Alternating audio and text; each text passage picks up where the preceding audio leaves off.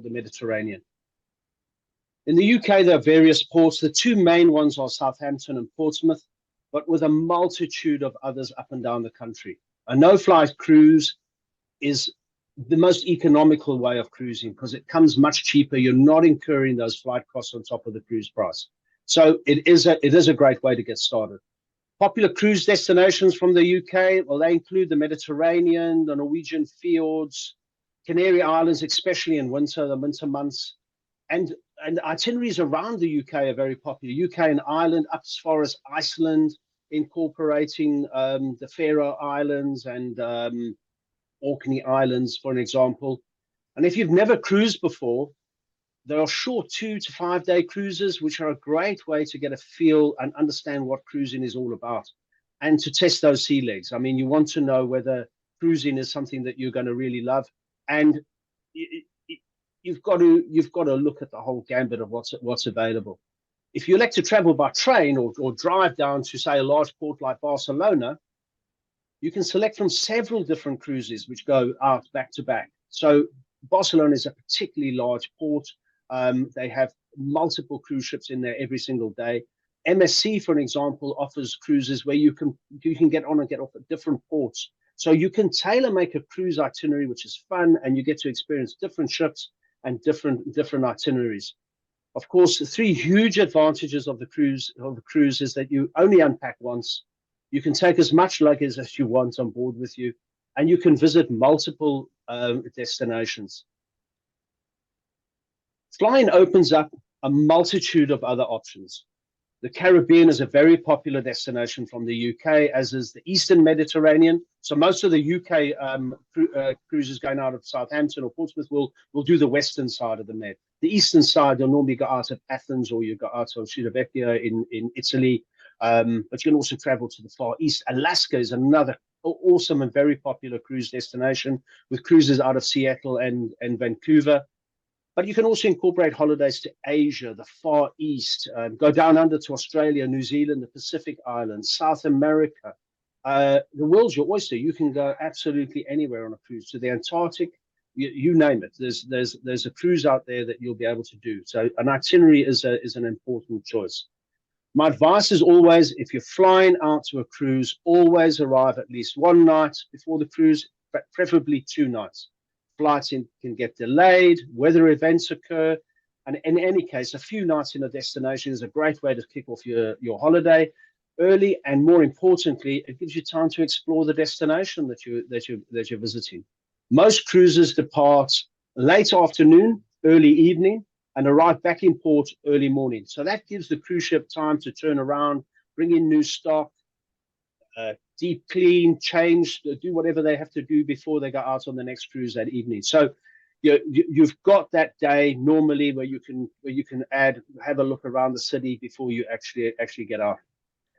Transatlantic cruises often offer incredible value. So many of these cruises are ships that are repositioning maybe from the Mediterranean to the Caribbean. So they'll do the summer months in the Caribbean and then move across, or whatever it may be. So they'll be moving around those ships. When they're doing the transatlantic, generally they're not as popular because it's a lot of sea days. So you tend to do very few stops, a lot of days at sea. But it's great if you just want to just chill out on a cruise, or you want to focus on a particular project. It's a great way to enjoy a cruise and can give you excellent value for money. Leading prices and cabins. A similarity that you'll find with cruises advertised on a TV or in print is similar to the airline market. They use what they call a lead-in price. So you'll see an advert on TV, for example, for a cruise to the Norwegian fjords, and it's $6.99 per person for 7 nights. Great value, it is, but that's an inside cabin. No windows, probably the worst location on the ship, next to or under a noisy venue, or down in the bowels of the cruise ship. If you're on a tight budget, grab it. It's good value for money. At the end of the day, you're only going to go and sleep in your cabin. We've actually cruised on quite a few cruises using an inside cabin because they offer exceptional value. Our objective when we cruise is firstly to experience the ship, and secondly to visit a specific itinerary. So one can do 2 sailings basically for the price of 1 if you compare it inside with a balcony cabin. If you enjoy sleeping, Inside cabin is brilliant. It's totally blacked out. You can have a good day or a good night's sleep. It really is fantastic. So budget will determine your cabin choice. Clearly, balcony cabin going through the Norwegian fjords is fantastic. And inside on a transatlantic crossing is less bothersome. I mean, you can use all the facilities on board. You're not seeing much anyway. You can go up at any time and take in the view. So the really is all about it's all about budget at the end of the day. A lot of ships will offer solo cabins. So if you are a solo traveler, typically there's not many on board the ship. So obviously the cruise ship, the more people on board, the more money they're going to make. So they realize that there's a huge demand for solo cabins. If you are a solo traveler, you need to book early. That's the bottom line. You need to get in fast because they sell out really quickly because solo cruising has become very popular. And it'll save you a lot of money if you can pick up those cabins, because otherwise you're paying double because you've got to take a twin or a double room and use it as a single occupancy. So the bottom line, if you want a window, a balcony cabin, or a suite, when you're looking at that fantastic advert, realize that they're advertising at $699, but that's your leading price. Another similarity with the airline industry and the hotel industry, for that matter, is that they normally advisable to book your cruise early. So don't leave it till the last minute. You're going to invariably pay more. Most cruises will sail up to, they'll give sailings up to about 2 years before departure. But if you look at an airline as it starts filling, or a hotel as they start filling, so the prices go higher and higher. So the more they've sold on a cruise, the higher the price is going to get up to. And also remember to check the fine print. Remember to check what you're actually buying, because every cruise company has different offers and inclusions. Often gratuities will not be included in the price. Specialty dining, for example, won't be included in the price. And drinks on some cruises can be pretty pricey. And excursions can push the price up quite a lot. But we'll cover that in the next hot topic talk, because that's a whole gambit in itself. So when do I book that cruise? The first question to answer is what time of the year, and that is wholly dependent on the itinerary and your availability. So, for example, May and September for me are brilliant months to cruise in the Med. The weather's cooler, the kids are back in school, they're far less tourists, and everything just seems much more enjoyable and manageable. I would avoid the Caribbean in September, October, as that tends to be the worst months for tropical storms and hurricanes. Saying that, ship technology and weather forecast these days is so advanced that if there is a major storm en route, the ship will reroute, maybe cut out a couple of ports. But the sea will still be choppy, obviously, because you're going in that area. But I mean, this happened to us 2 years ago. We were up in doing a road trip through southern Iceland. So we spent a couple of nights in Reykjavik, hired a car, did a fantastic road trip through the south of Iceland. And then we were heading out to Reykjavik to get on a cruise, which was one of my bucket list cruises. I wanted to do Greenland. It's always been one of my bucket list destinations. We were literally 2 hours from the port and received a message that the itinerary had been amended. Due to a storm, the entire portion of the Greenland itinerary was cancelled and been replaced with the Norwegian fjords. Not the end of the world. The fjords is also an incredible destination. Only problem is we had a cruise later in the year going to almost identical destination. But it was still a great cruise. We came up the top, and we did the north of Iceland as well. So, but saying that, modern cruise ships have incredible stabilizers. So even in a storm, the ships are fairly steady. So it's not like the old days where you're getting thrown all over the place. Traveling in June, I think the best month for an Alaskan cruise out of Vancouver or Seattle. I would always advise do a cruise for Vancouver, as you're cruising the inside passage. So you're between the mainland of British Columbia and the island of Vancouver Island. So that's up the inside passage, much calmer, much more picturesque. If you go from Seattle, you're going around the outside passage. So for me, I would always cruise Vancouver. For the new Norwegian fjords, early season and late season. So it runs from April to September. the weather can be a bit bleak on either end. We sailed on that particular cruise from Iceland in July. The fjords were absolutely incredible. The weather was amazing. It was just absolutely spectacular. We went again in September, and it rained most of the trip. So I would honestly look at the middle of the period for somewhere like that for the Norwegian fields. What type of cruise? Well, there are a lot of different cruise companies and many tailored to specific markets.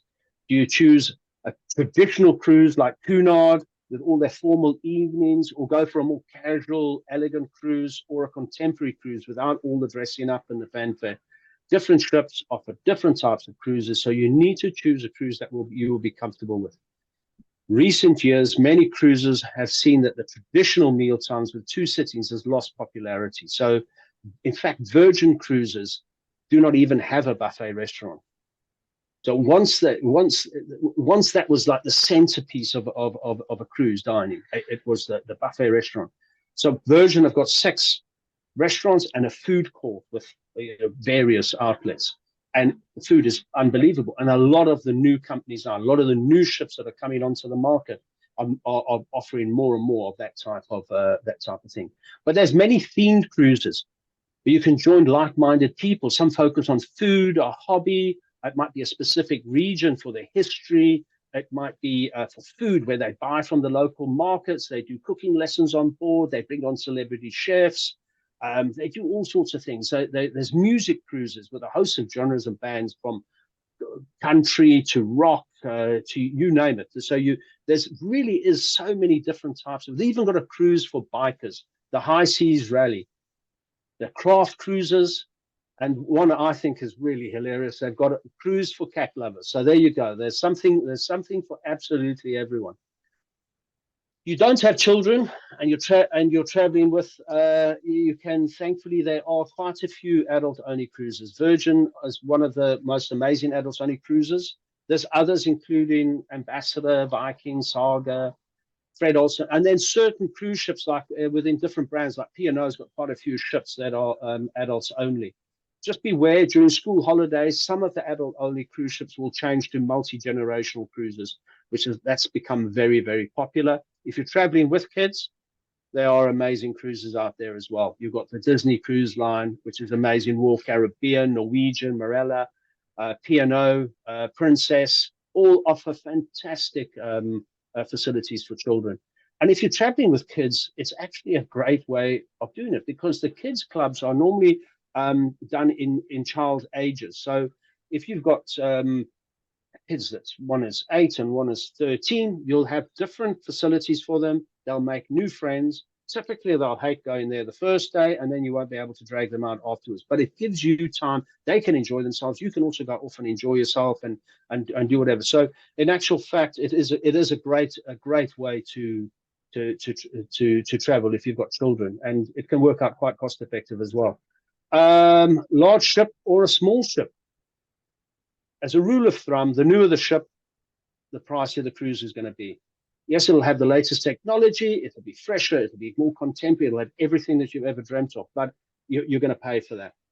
The latest ship out of the Royal Caribbean stable is the Icon of the Seas. She sets sail early January 24, I believe. Might be towards the end of the year, but it looks like it'll be January 24.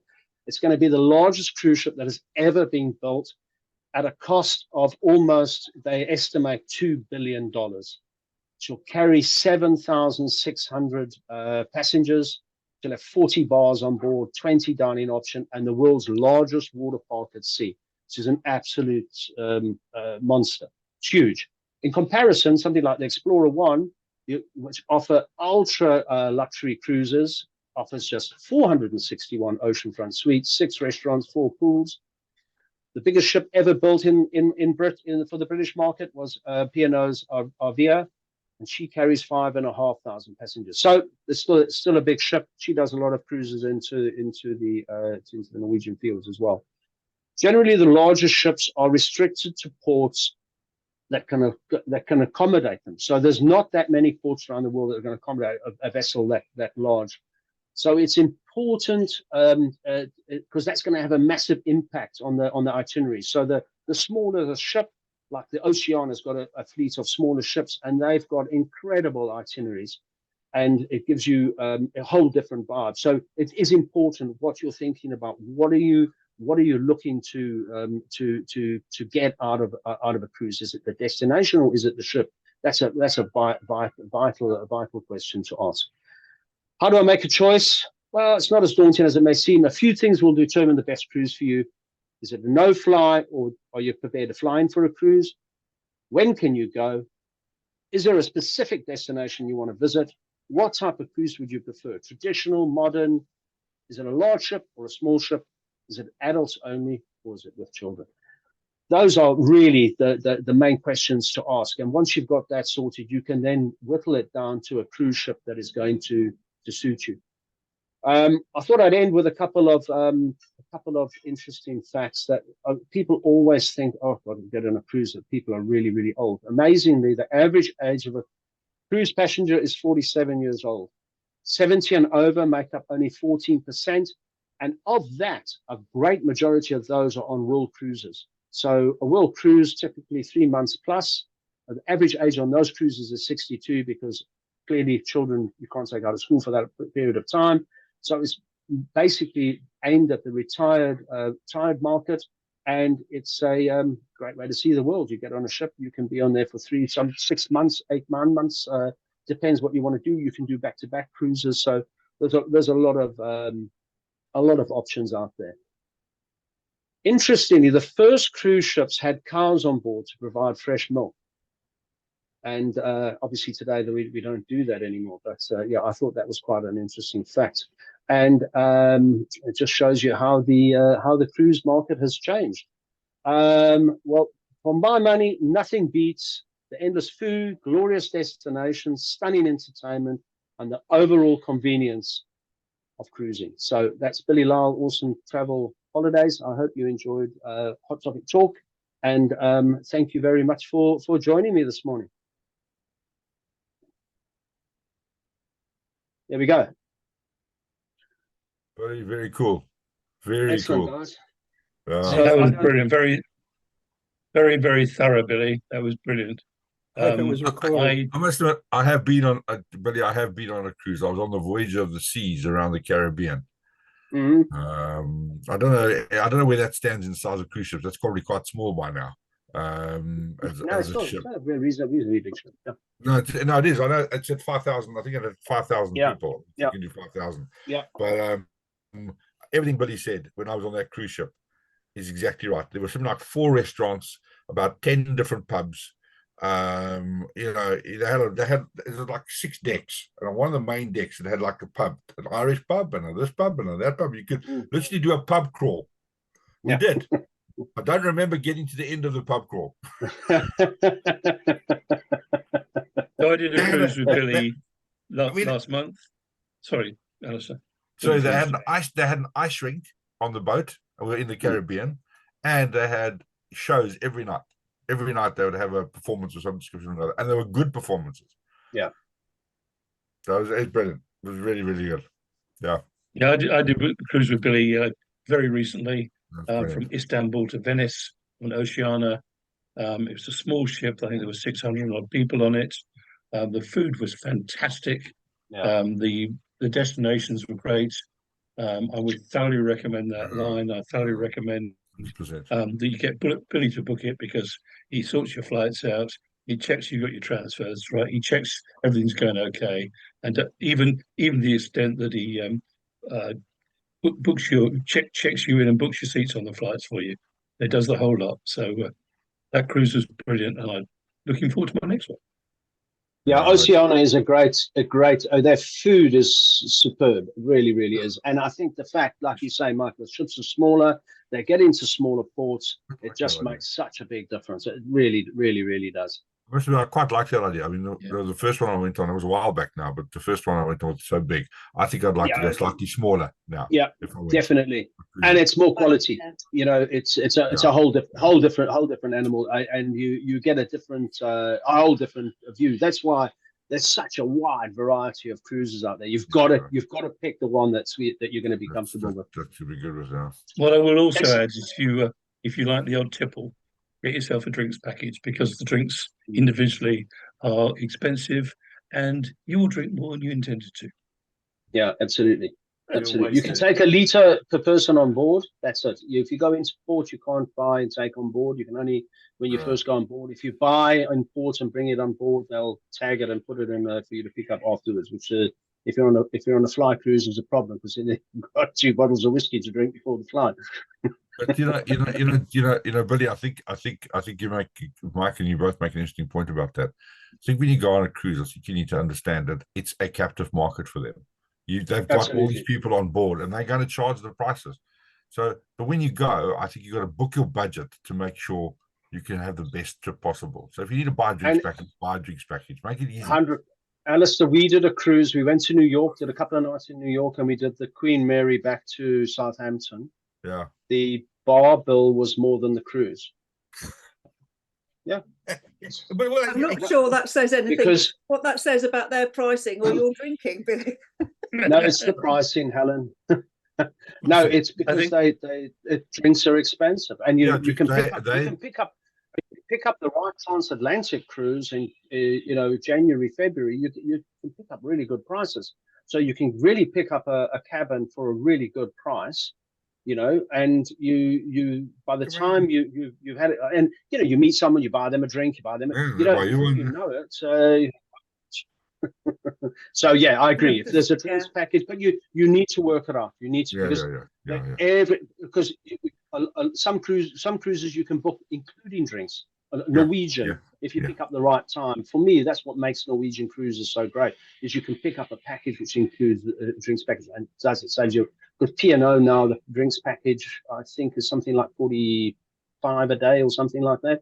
So you've got to work out, and typically, unless you both drink, then one's drinking, one doesn't, has 2 or 3 glasses or one. You've both got to take the drinks package. So you can't be two in a cabin and one does the drinks package and one doesn't. I mean, obviously everyone would do that. So you've got to work out, will it work? Generally speaking, though, a drinks package is worth it because, Alistair, like you say, you're on holiday, you're chilling out, you don't want to be thinking about, should I have another cocktail or not? You just have another cocktail and that's it. Billy, the thing with me, I remember sitting, I wake up in the morning, so I don't want to drink Scotch first thing in the morning, right? Or Irish coffee. I'll have a cup of coffee, right? But by sort of lunchtime, which I'm lying on the deck, maybe play a bit of table tennis, had a dip in the pool. I'm going, all right, I'll have a pina colada, and then half an hour later, I might have another one. And then by 3 o'clock, I've got to have another drink now. And by the time you get to 5 o'clock, you're having spots or you're having a pre-dinner drink. You're having a couple of glasses of wine for dinner. You've had 8 units. Yeah. Equivalent of. Drinks package makes a lot of sense. Yeah. Yeah, it only makes sense if you drink. I do not drink. We are going on the Arvia that Billy has arranged for us in a couple of weeks. And we are packing our coffee machine.